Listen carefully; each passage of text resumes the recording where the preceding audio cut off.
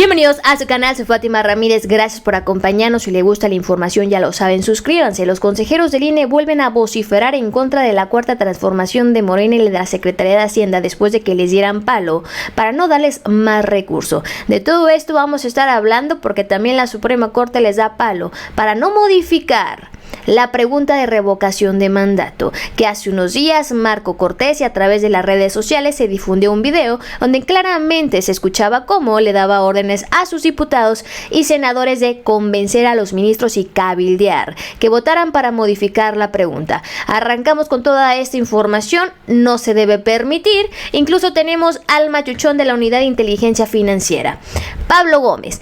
Es obvio que la falta de fondos en el INE se debe a las decisiones de varios consejeros de dar argumentos para que la consulta de revocación sea presentada por la oposición como un capricho que le cuesta mucho al erario.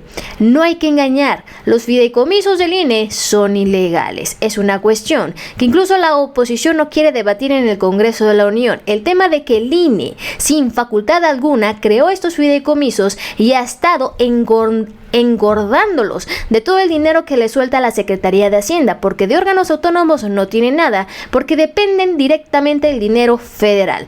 Vamos con la información de la Suprema Corte, que la primera que sale a lloriquear es Margarita Zavala. Ayer el presidente de la Corte suspendió la sesión en la que declaraba inconstitucional la pregunta de revocación de mandato. Dijo que había humo y citó 24 horas después. En la sesión de hoy, Saldívar dio línea en un lamentable discurso y la Constitución perdió la votación. El diputado Fernández Noroña le puso su calladón de boca. No sabía que la Constitución perdía votaciones. Sabía que le hacían tormento, como cuando gobernaba un conocido tuyo que usurpó la presidencia y se la pasaba por el arco del triunfo, porque la meta es que no se realice la revocación o si no bloquearla y aplazarla lo más que se pueda. Otro revés al INE y a la oposición, además de que no tendrán más lana por parte de Hacienda. La Corte rechazó que se cambie la pregunta porque simplemente no tuvieron la mayoría calificada para invalidarla a través de un acto de inconstitucionalidad que presentaron los panistas y que se ganaron una declaración del secretario de Gobierno, Adán Augusto, señalando que no tienen palabra y que no cumplen los acuerdos. 4 votos a favor para no modificarla, un voto y la cambiaban.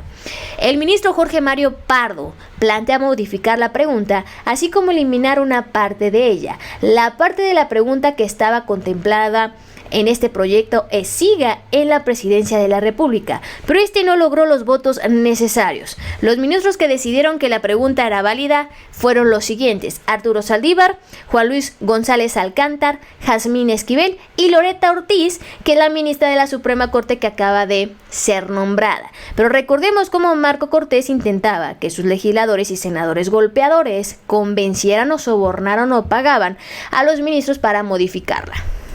Quiero iniciar por felicitarlos, Jorge. Parece que camina bien la acción de inconstitucionalidad que presentaron. Felicidades, Santiago, por esa acción que armamos, que presentamos. Felicidades, diputadas y diputados. Por lo pronto, el saque del ministro ponente ya nos está dando la razón. La pregunta de la tergiversada revocación de mandato, hoy en ratificación de mandato, el proyecto de un ministro es que es inconstitucional. Ahora vienen los alegatos. ¿Qué te quiero pedir, Jorge? ¿Qué te quiero pedir, Julen? Santiago, ya te lo pedí. ¿Qué les quiero pedir, amigos? Necesitamos hacer cabildeo con la Corte. Es fundamental ganar esa batalla. Lo que pusieron en la ley para la revocación de mandato. Pues ahí lo tienen, ¿no? Claritamente pidiendo sobornar a los ministros porque no pueden cabildear. Eso es mentira, que se creen senadores y diputados hablando a solas con los ministros para que resuelvan lo que ellos quieren. A todo esto, también los consejeros del INE, después de que les señalaron que no tendrán más dinero, empiezan nuevamente a vociferar en contra de la Cuarta Transformación. El consejero Murayama refleja su malestar porque al menos 1 de cada 5 firmas para la revocación tuvo inconsistencias y se lanza contra la asociación Que Siga la Democracia, porque señaló que con esto se comprueba que los fraudes electorales siguen en pie, pero no señalan que los fraudes siguen porque Margarita Zavala y su México Libre presentaron firmas falsas, o porque tal vez el Bronco se le comprobó también que habían firmado fallecidos. No señalan nada de ello, solamente hay fraude cuando se trata de Morena. Detallada de las inconsistencias, que en ocasiones son algo más: fraude con documentos ajenos, simulación de apoyos y suplantación de voluntades. De los registros recibidos vía la aplicación, 296.980, equivalentes al 21.5%, fueron inconsistencias, y el 22.7% de los capturados en papel. Ya es llamativo que más de 1 de cada 5 apoyos entregados al INE haya sido inconsistente, pero cuando se analiza la causa de la inconsistencia, el tema es más delicado porque muestra conductas que están en las antípodas de las prácticas democráticas.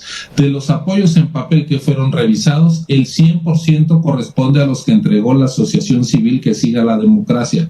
Se encontraron casi 50,000 nombres de personas dadas de baja del listado nominal.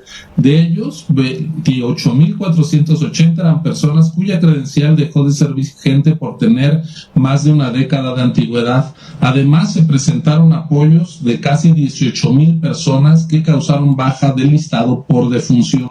Ahí lo tienen, familia. Aquí la pregunta es por qué Ciro Murayama pierde tanto tiempo en señalar que había firmas falsas con inconsistencias, que no estaban en el padrón electoral, cuando a fin de cuentas se cumplió la meta, incluso se rebasó, pero no le meten la misma intensidad de análisis, de debate cuando se trata. Y cuando vimos cómo las elecciones las elecciones pasadas se fueron moviendo con dinero de dudosa procedencia, porque ahí no debatían tanto, argumentaban tanto, analizaban, pedían investigaciones a la fiscalía, porque ahí no. Y cuando se trata de la revocación o de algo que proviene del movimiento de la Cuarta Transformación, ahí sí se ensañan con todas estas irregularidades. Ahora, vamos a ver otro de los consejeros, Claudia Zavala, que asegura el gobierno y Morena quieren exterminar y colapsar al INE.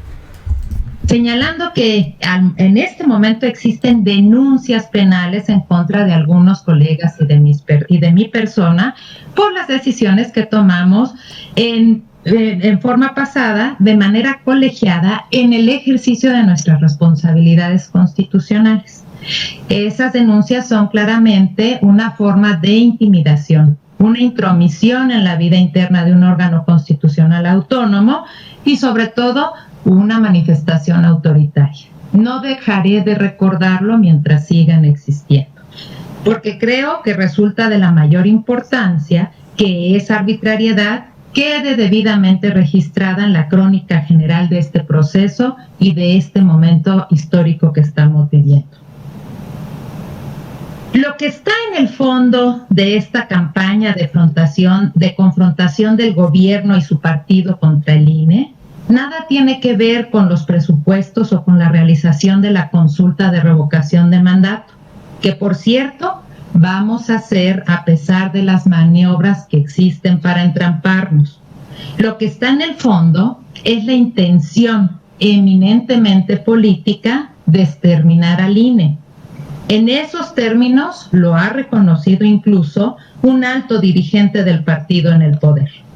Y es que si de veras hubiera el genuino interés de revisar, de mejorar, de fortalecer e incluso de sustituir el actual sistema electoral nacional en clave democrática, es decir, a través del consenso de todas las fuerzas políticas, el camino y los tiempos que se estarían siguiendo serían los de las reformas constitucionales y no los del abuso del poder.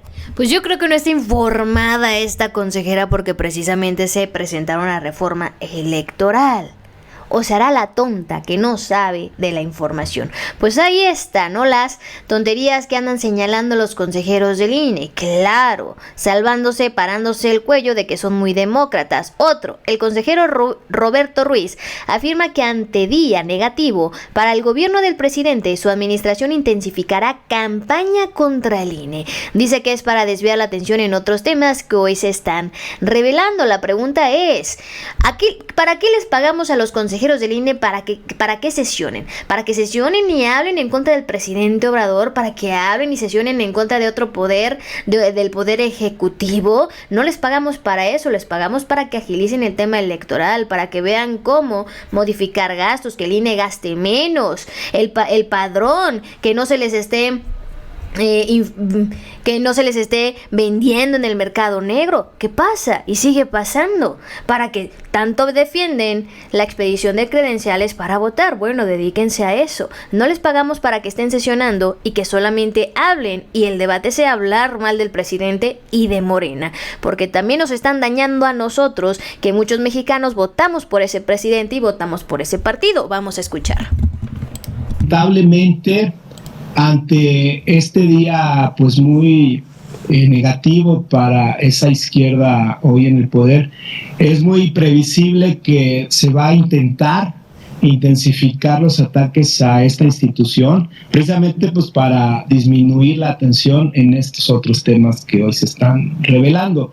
Va a ser muy lamentable que, lejos de reconocer de una forma autocrítica qué es lo que está pasando, se incrementen estos ataques a la institución. Pero vamos a seguir adelante, vamos a seguir explicando ante la sociedad, vamos a seguir acudiendo al espacio público para reiterar que en el Instituto Nacional Electoral en todo momento hemos hecho todo lo necesario para desplegar las atribuciones en torno a este proceso de revocación. No ha quedado en ningún momento en manos de este instituto el poder continuar con los trabajos. Han sido otras instituciones, otras instancias las que no han contribuido, no han puesto su parte, y vamos a entregarles buenas cuentas a las y los mexicanos en cuanto a organización y despliegue logístico.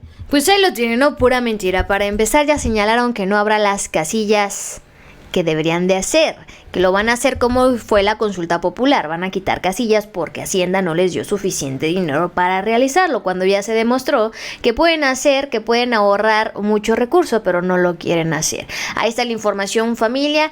¿Qué harán los senadores y los diputados? ¿Qué harán nuestros representantes del movimiento? Hay que estar, vamos a ver, y les voy a estar informando. Si les gustó la información, ya lo saben, suscríbanse. Soy Fátima Ramírez y nos vemos hasta la próxima.